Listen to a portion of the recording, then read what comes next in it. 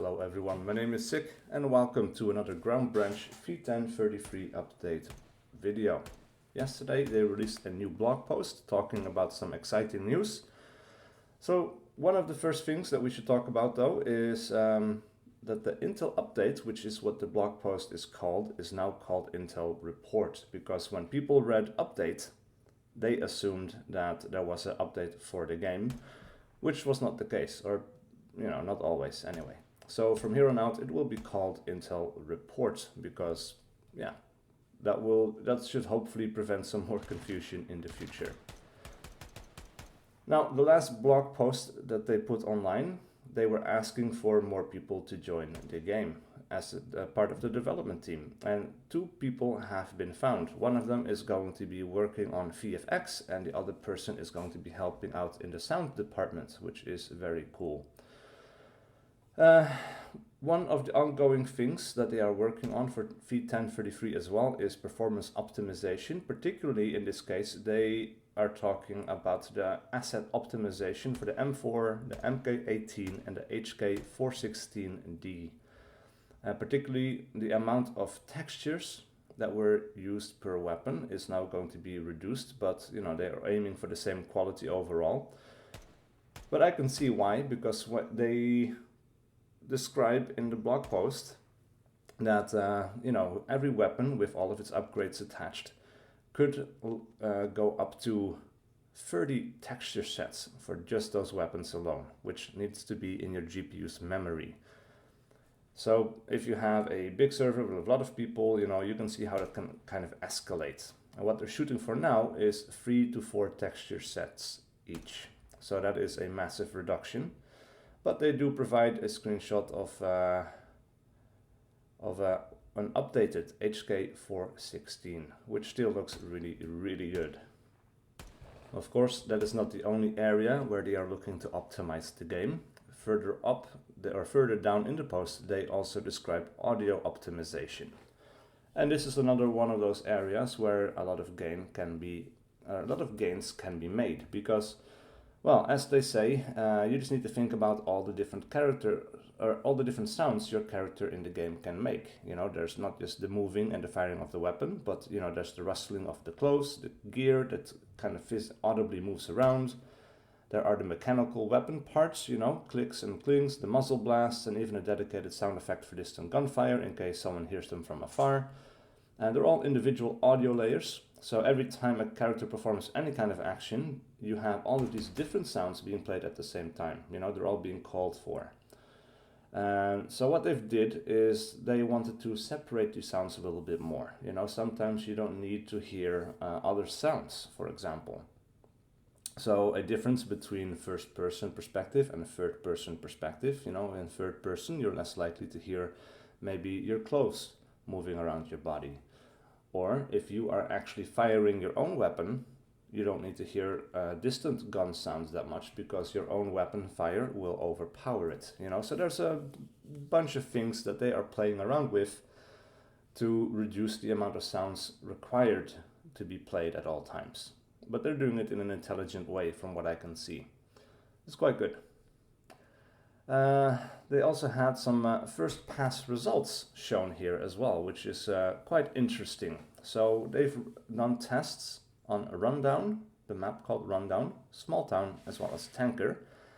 And in the blog post you can see that for Rundown they have like a 32% decrease in CPU usage for just that. For Small Town it's a 20% decrease, and for the map Tanker it's even a 52% decrease. So that is quite substantial. And just to keep in mind that this is a first pass, so they might improve it even more. Another thing that might help with playability of the game for some people is something that they have been asking for some time now, which is NVIDIA GeForce Now. Now, they've been integrating this. They basically just need the go-ahead from NVIDIA themselves, but they might actually even be able to support GeForce Now before the update of 1033 is even out. So that is very exciting news for some people for sure. Of course, 1033 is not just about optimization, there are other things coming in as well. So another thing that they're showcasing in this blog post is animations for different weapons. For example, they will be adding the Russian PMM pistol. And they show a reload for this as well in a video. So I encourage you to go check out the blog post, but I will show it very quickly here on screen as well. They're without sound, so they don't interfere with anything else. They're also showcasing the MK17 or the Scar H reload, as well as new reloads for shotguns, which is also interesting to look at. Apparently now you can also start reloading these in 2 different ways. So you could load 1 to 2 shells at a time, depending on how full the internal magazine is, while keeping it pointed downrange and ready to fire. And also this is something you can switch between with the fast reload and the regular reload, so the retention reload and the tactical reload. Oh, that's the same thing, isn't it? Quick reload is where you drop the magazine, and then the tactical reload is where the quick reload is where you drop it. Not entirely sure which is which anymore at the top of my head actually. But the shotguns will now support the 2 different kinds of reload. Another thing that they are showcasing in the blog post is VFX updates. One of them is bullet impacts for concrete, which just look awesome. Very, very cool. They will also have some larger secondary debris scattering around, so you might see little chips of concrete just falling off next to the dust, that would blow up from concrete when being hit. And of course those won't stay around forever, because that would be incredibly intensive for the computer and it would just bog everything down, but it's a very cool visual detail. Another thing that they're working on is particle collision. They're making a prototype at the moment. So what that should do is make sure that when you throw a grenade into a room, you don't see explosion particles outside of that room, unless like the door is open maybe, but like it should be contained to that room. They also have a quick demo video of that as well, where you can see it in action. Another thing that they're showcasing in the blog post are some map updates, and these ones are really exciting to me. Like all of these other things are very, very cool, but there are details, like it's details that you can really appreciate when people get it right, and they look awesome and it's good for immersion and all of that. But it's also something you could fairly easily kind of gloss over, I guess, or not really realize what is going on, because it's all on the background. You might feel the FPS improvements, you might notice the dust looks really cool, but most of the time you're scanning the environment. But one of the things, of course, that is immediately visible is the quality of the maps. And storage facility here is going to receive a makeover. It's already had a layout redesign in V1032. We have this entire area up on the hillside where we have another facility through which you can enter the Soviet era mine that is underneath the map. But they've decided on doing an art makeover, and oh my god, it looks amazing. The screenshots that they've shared look incredible. There is one incredibly moody picture of the harbor that I'm showing on screen right now, and it's just incredible. It looks beautiful. This is something that is just really, really cool. Like this is something you could have as a wallpaper, and this is at 90% completion as well. So there's more stuff to be done, but it looks incredibly cool. We also have the mine entrance, which has like I'm not sure if this is like a conveyor on the background that you can see, but it's this raised gantry, that might hold a conveyor belt, but I'm not entirely sure. I think it does. I'm not sure if this is something we could enter as well. That would be kind of cool. We would have this extra area that we could navigate through.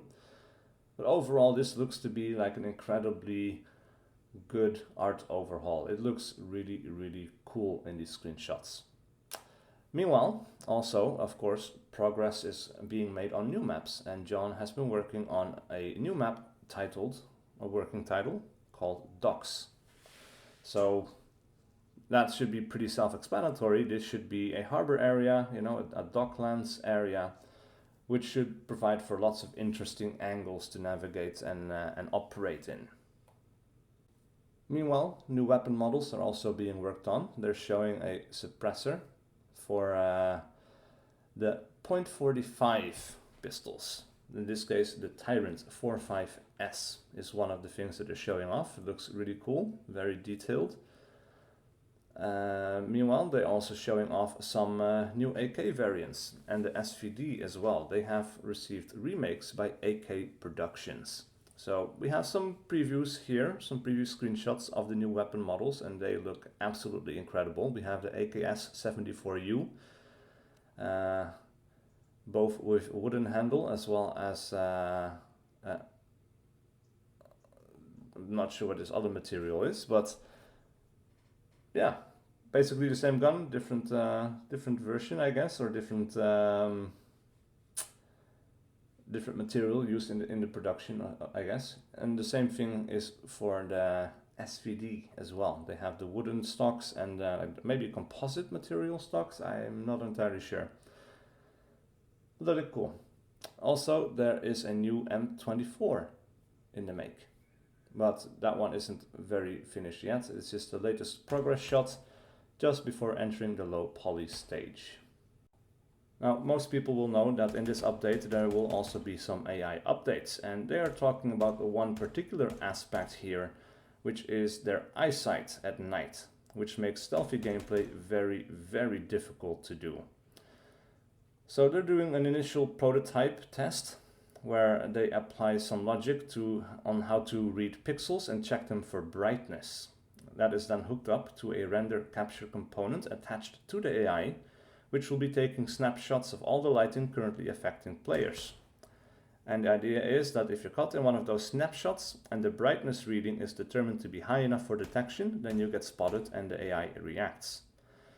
Otherwise, it is told to ignore your presence. So if you're in a dark corner, like a dark shadowy corner on a night map, you should be not exposed to much light at all, and it should be much harder for the AI to see that you are there.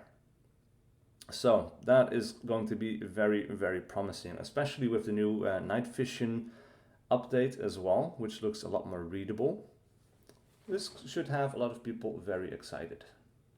And finally, the last thing they're talking about is modding updates. So it's still very much a work in progress, but there are two main developments they're talking about. So firstly, all current kinds of mods, such as game modes and missions, will now be packaged and uploaded to an online repository. And that should greatly simplify the delivery of mods to users and propagating updates to mods. Server owners should be able to select mods to be active on the server, and these should automatically be distributed to players joining the server. So the days of players having to drop .csv files or CSV files into the game should be pretty much done when this update hits. Secondly, there will be some new kinds of modding as well. So, in the last video we've seen custom patches, but mutators will also be possible. The mutators will be Lua scripts, like game modes are, and they are intended to extend and or replace basic game functionality without requiring a more complicated solution using the SDK, which is still being worked on and not available yet. So the full feature set is yet to be confirmed and is likely to be extended over time, but provisionally, mutators will allow server owners to customize match structures, map changes, default or allowable player names, custom call signs and other server behaviors. They might also be able to do things like pistol-only modifications to any game mode, among other things. A lot is possible, but not everything may make it to V1033, so keep that in mind. And that is it for today's blog post video.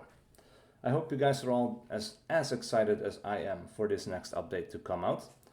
And I want to thank you guys so much for watching. Please do leave a like and a comment below if you enjoyed this content and wish to see more. And I will see you guys for whatever video I do next.